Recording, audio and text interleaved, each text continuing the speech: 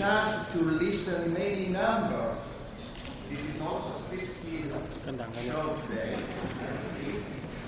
And what I want to do now with you is to give to these numbers a meaning, an application on everyday reality. I destroyed my class. Okay, thank you. Do you hear me better now? Great, thank you. So, actually, I'm using MegaGen implant. I do believe that they are good implants. I'm sorry not to be so able as Dr. Chilin to underline so many details about implants. And I'm a clinician. So what I'm used to do is to compare products. And what I should say to all of you is that today, the problem that we have to face, the everyday problem, is only one. Something that we want to avoid, and we heard about that from Professor Ann this morning and Professor Levin as well, is to avoid failures. But failures doesn't come out from products if you make the right choice. Failures come out from something else. This is a very interesting book written last year together between two people. One is a very famous implantologist, but the second one is a pilot. And what we should conclude today is that failures many times are because of us, not because of the products. And I'm very sad and sorry to say that as a person that comes from Italy, we have a great witness just that. This is something that doesn't come from a product, but comes out from a human failure. So my suggestion is, first of all, to be very careful about our fault. So during this short time, I will talk with you about how to redefine some implant predictability concepts. So implants are predictable or not? And what about the torque concept? Is something that we can trust on or not? And basically, one of the most important issues, we are not carpenters. So we have to redefine our approach. Today, we have more problems in our offices. We treat more difficult patients. More patients are under therapies. We did a survey times ago, last year actually, in Toronto, talking about the future patients. And what we conclude was that the future patients will be more and more aged patients with many problems of general health. And due to this, we needed to be careful on our design of the treatment plan. Moreover, we have to be very careful when we listen so often, so many advanced treatment plans, so many aggressive treatment plans. Be careful. I strongly do not believe on many of the treatments I'm used to see or to listen during some lectures. And let me underline to all of you that daily practice is far away from consultant procedures. If I go to someone to do my procedures, I don't mind too much about the follow-up of the patient. So I can do something extra, something more, something very aggressive. I don't do the same with my own patient in my office that can come back to me every single day. And this is what we are used to see during our symposium and meeting. It seems to be today mandatory to do things like this, to make some surgical stents, to do some advanced treatment plan. What for? Also, Professor Nevis talked this morning, about the meaning of radiology. And radiology doesn't give us every time right information. Because if you look at this X-ray, if you look at this OPG and this periapical, you should say, wow, this is a well-positioned implant. But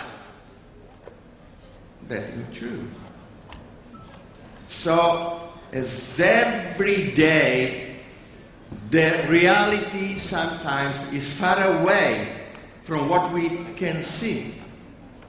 And I'm really worried, especially when I'm seeing in the auditorium young colleagues that are used to listen that with those new software you should plan everything you want with a flapless procedure. That's something that I do not agree at all. First of all, I'm a surgeon. I'm not afraid to make a flap. That's my job. If I would be afraid to make a flap, probably it would be better to change my job. And there is no scientific evidence that to make a flap or not make a huge difference in the follow-up, in the day after patient history. And not to make a flap many times gives you a huge risk to have some wrong position of your implants. And if you go to studies, if you go to ABD, you should find that many times the final position of your implant is not where you expect it to have, but is somewhere else. And because we are not orthopedic, for us, 1 or 2 millimeters of difference, well, that's a huge difference. Do you agree with me? Please say yes or not so I can detect who is sleeping now. Great. Thank you. So, the accuracy that you can have from X-rays is quite good, but is not a dogma. We have to look after CT scan or whatever you want. You can use your software, of course, but please do it with moderation. And you only can trust on yourself, on your hand, on your eyes.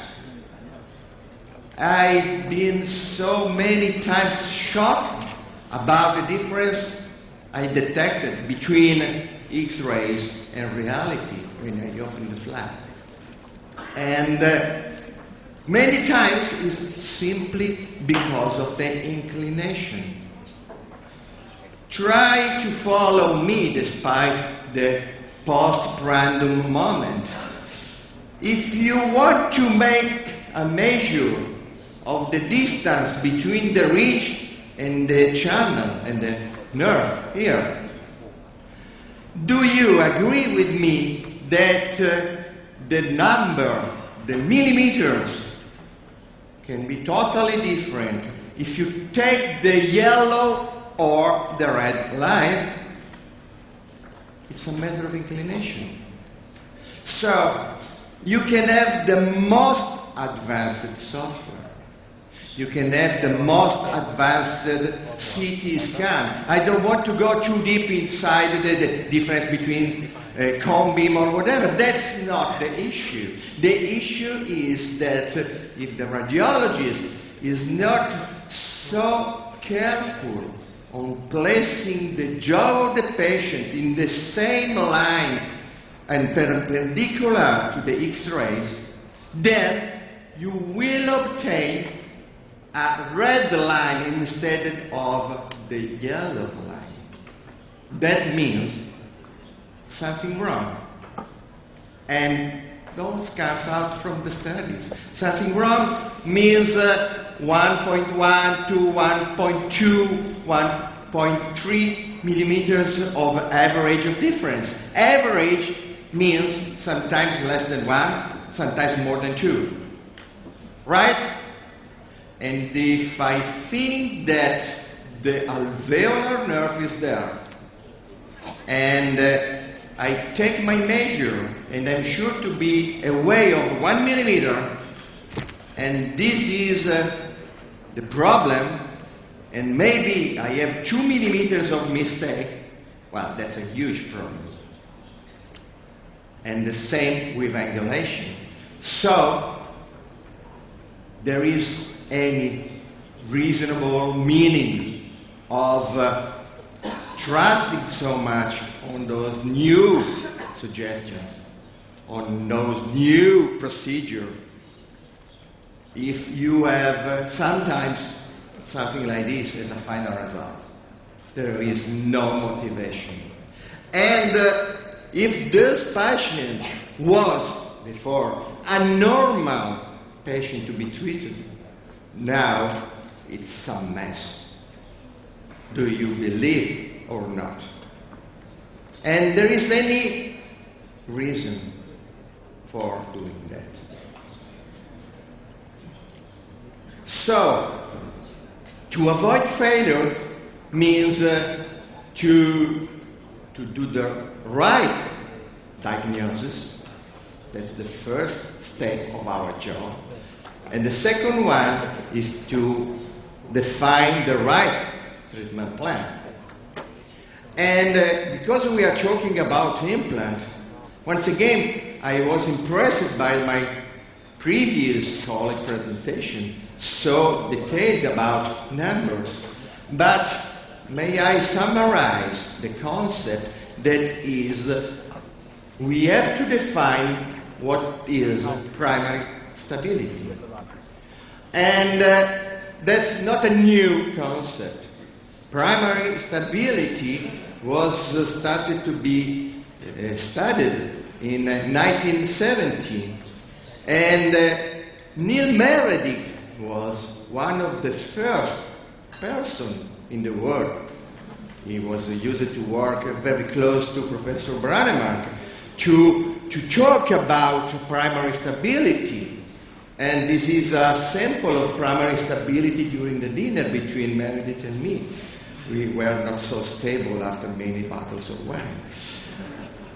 And primary stability means to try to avoid any micro-movement. And let me introduce one very important concept.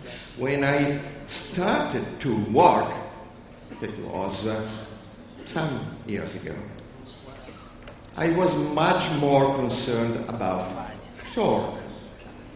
To me, torque was the most important issue. That means when I have a very high torque, means I have a very high expectation.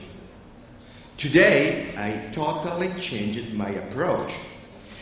Torque is an expression of a way to place the implant, but this is not the natural movement that you should have during the loading of your implant.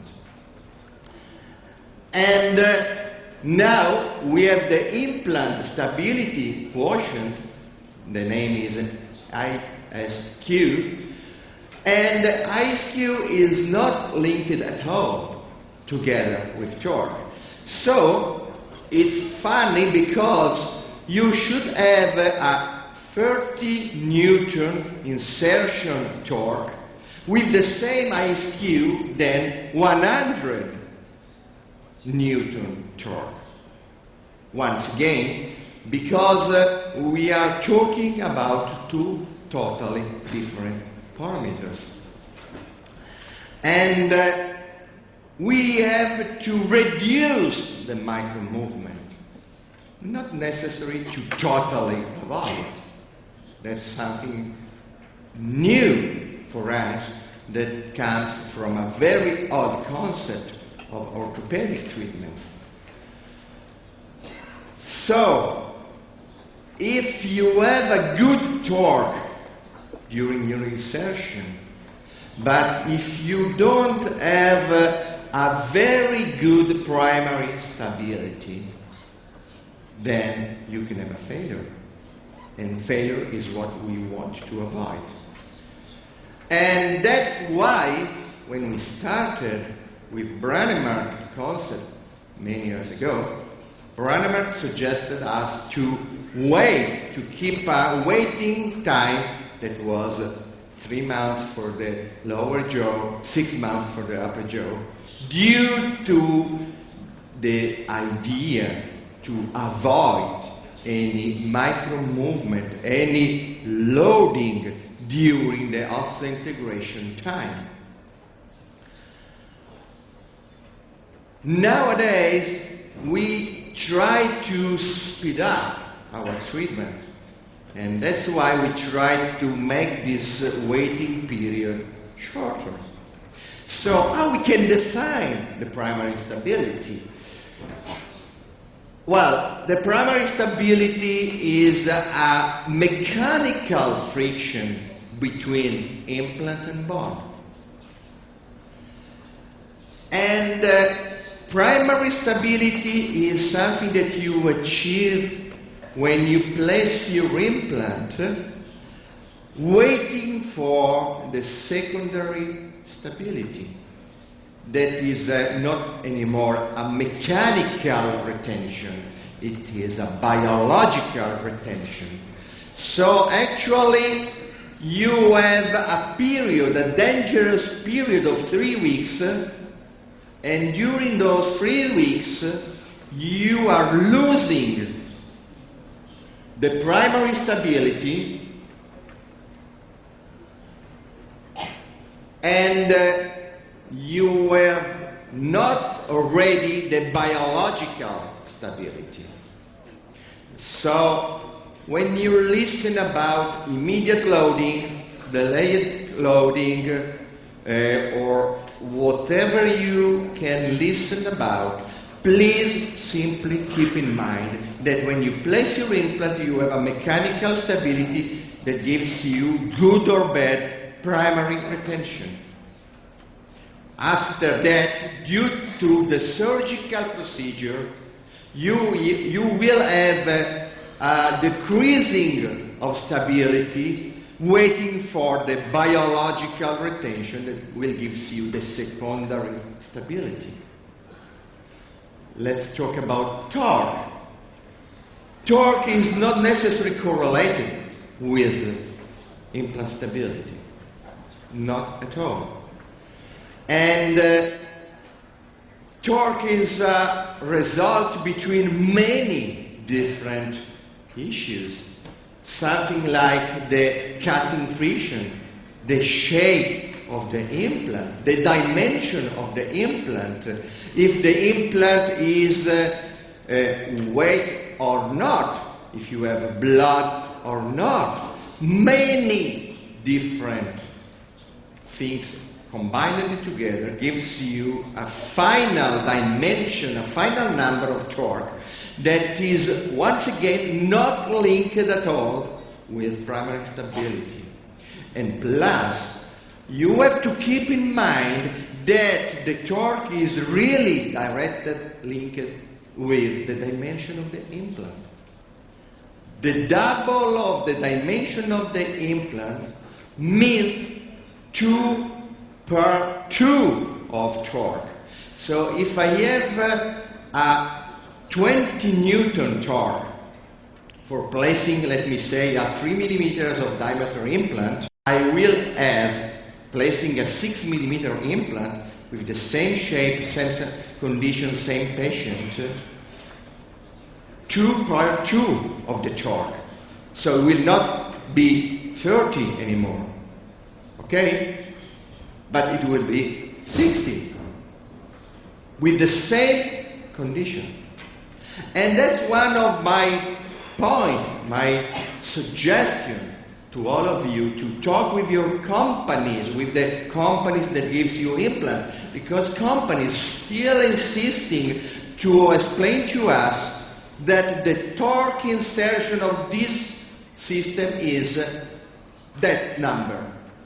And then they offer us so big average of different diameter. So you can't consider only one torque for many different diameters of implants. That's a mistake. And also, if you have a very high torque, that me too, I was used to consider as a favorable condition. That's not true. Because of this high torque, you have a high pressure against the bone, despite the number, position, inclination, dimension of the trees. Believe me, if the torque is very high, you have a very high compression against the bone, and especially against the cortical components. And then you should have some problems. So to have a very high torque, it's nice for us because, well, of course, when I'm doing the final positioning of my implant and the grip of the implant is very high, I feel good. But this is not really always good for the bone. So I feel that it's stable. But the torque, once again, it's not a matter of stability, it's a matter of friction between bone and implant. And a too high torque doesn't increase the stability, but can increase failures.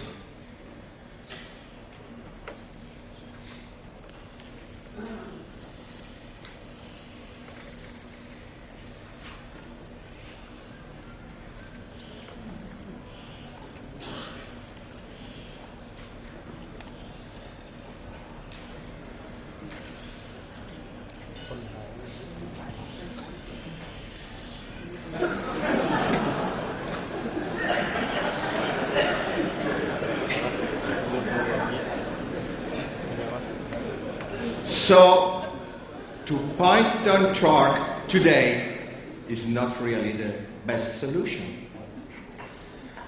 Because you can give to the cortical bone some microfractures. And microfractures on the cortical bone can cause some resorption. Professor Rand this morning was showing us how to treat these problems or the effects, but I'm not so great as Professor Rand. So I do prefer to avoid failure instead of managing failures. It's easier to stay out of trouble than get out of trouble. And that's my suggestion to all of you. And if you have a resorption of the bone caused by high pressure you are causing, then you can or you have to extend the potential period of waiting time and waiting for the second stabilization of the implant, the waiting period would be longer. I don't want to bother you too much about this concept that is a suggestion from Michael Norton, but what is important to understand that we are not placing a screw inside the wood. So, if I screw something inside the wood or inside a brick in the wall, then, to me, micro movement or whatever is not so important. Primary stability is given to me because of the stiffness of the material. But for us, we are working in a bone, and bone is a vital material. So we have to change our concept. So, how we can explain the concept of primary stability? Because it's really difficult to transmit this data, especially to young colleagues. I should say I feel what is the primary stability, but how I can explain to a young colleague what is my feeling? So if I should have a number, it would be better.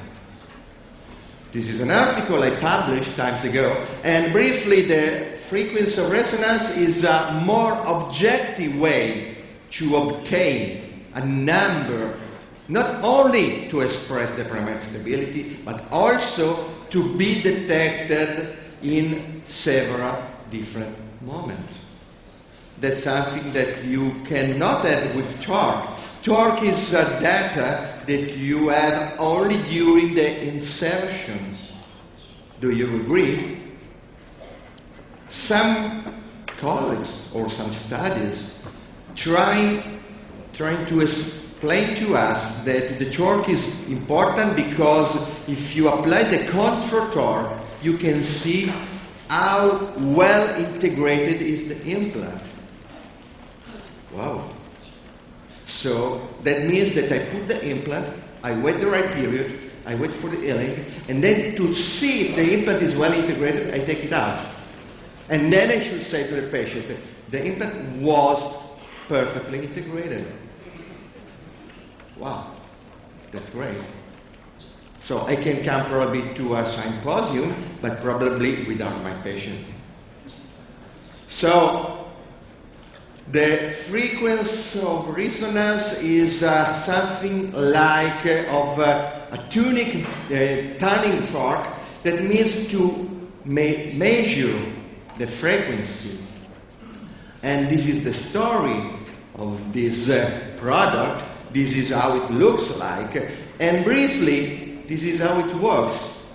You have a system that emits some vibration that goes against the smart peg, and you can detect what is the micro movement that you are causing.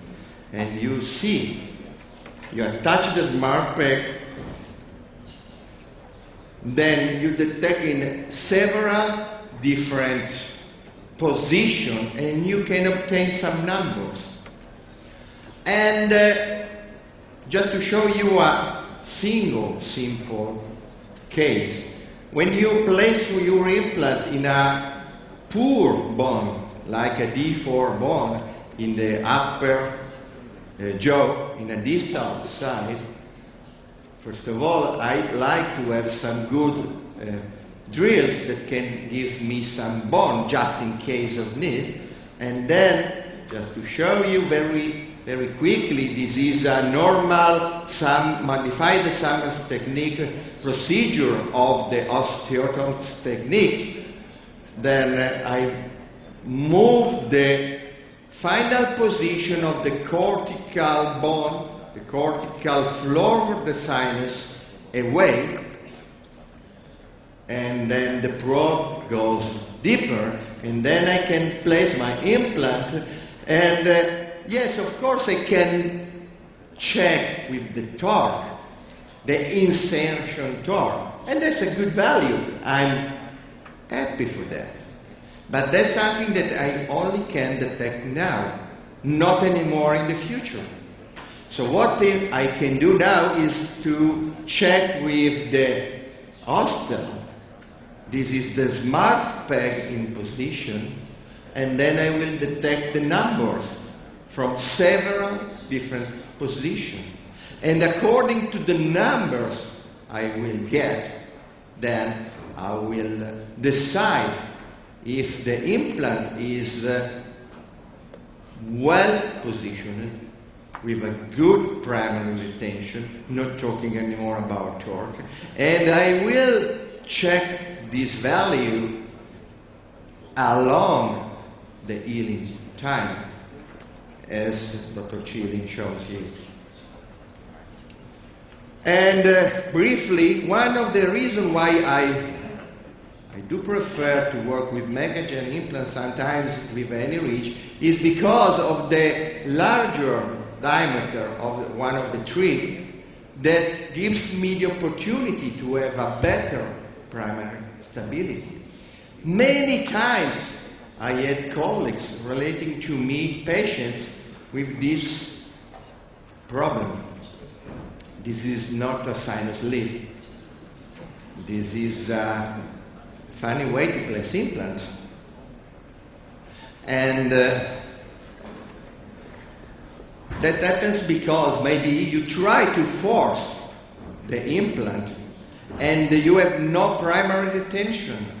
So your last try, the last turn you want to give to the implant is the really last one. Sometimes I saw the same situation, but also with the cover screw around. So probably the doctor thought that now the implant is gone, so if I place the cover screw as well and I shake the head of the patient, maybe they combine together, but it doesn't work, believe me.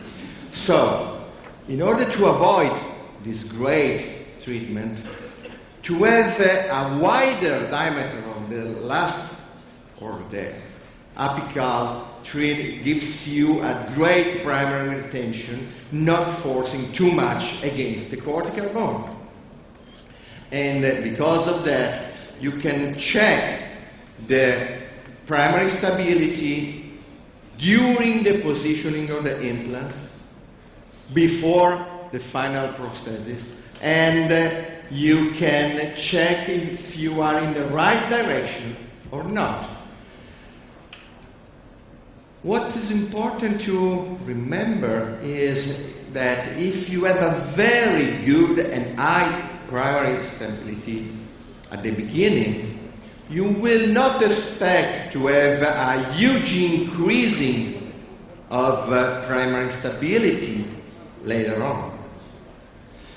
And if you have a very low initial stability, then you can expect to have a good increase of stability.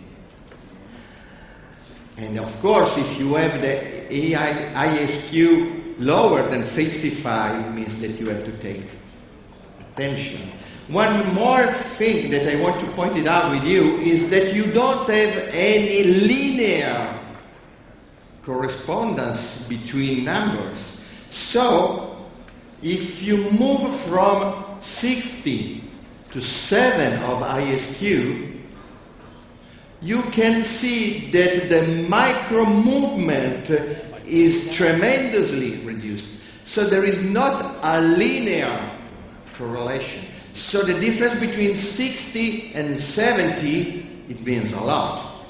It makes a great difference.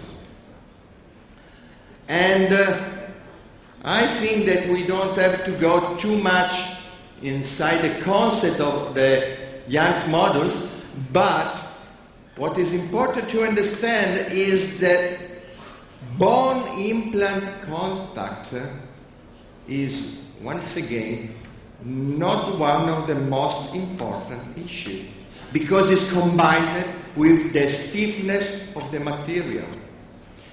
if you place, just to give you an example, a practical example, one screw inside the wood, and the wood has a very high stiffness, okay? So you have a great primary stability. Do you follow me? Okay. So now, try to think to place the same screw in the same wood, but with glue around. If you glue the screw, you will have a 100% of BIC, let me say, of the contact, right? But you do not increase the value of the primary stability because it was already high because of the stiffness of the material. That's exactly what happens in our mouth, in our patients. So, if you start from a dense bone, then also if you increase the stiffness, you don't have a huge difference of stability. And if the initial stability is high, osseointegration will not add so much primary stability. That's the difference with very low implant stability at the beginning. So if you start with a very low bone implant contact and if you have a 55 ISQ at the beginning, then you can expect to increase when during the osseointegration you will move to high bone implant contact, you will have a higher ISQ. But if you start with a good primary stability, with a value of 74, for example, then you will move to 78 probably, despite of the good osseointegration. This is a suggestion, this is not a law, but just to let you know that when you have a very low numbers, values of ISQ, it's better to wait. And according to the value of the frequency of resonance, you can define which kind of procedure you can do. So this is a way to transform numbers into practical suggestion. It is a way to start to understand when and if I can do immediate loading, delayed loading, or whatever you want to.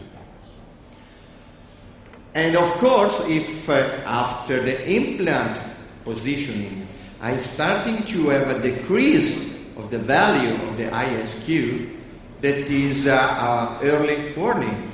And then I have to consider to do something. I did, for example, an immediate loading, and during the healing time, I'm detecting a reduction of the value. Then I should decide to remove the temporary, to place the healing abutment, and to go back to osseointegration, for example, or any other ideas you can have. And with my last remaining minute, I'd like to thank all of the people that make this great symposium possible. First of all, I want to thank the translators that are behind and that did for sure a great job, but also I want to thank Professor Park that invited me here, but also the people that are in the back side. So Shan, the Vice President, Jin Sang, that is a perfect, always present person around. Susan, always ready to provide us a good solution and good rooms. The June, that is always around scientific programs. And of course also Ola, that is a good friend of mine and is a person that shares with me many important details regarding the hostel. Last but not least, I have no pictures together, my friend Filippo Grasso, that is the Italian representing all the company. So thank you Professor Ann for inviting me to moderate this session, and I thank you all and come.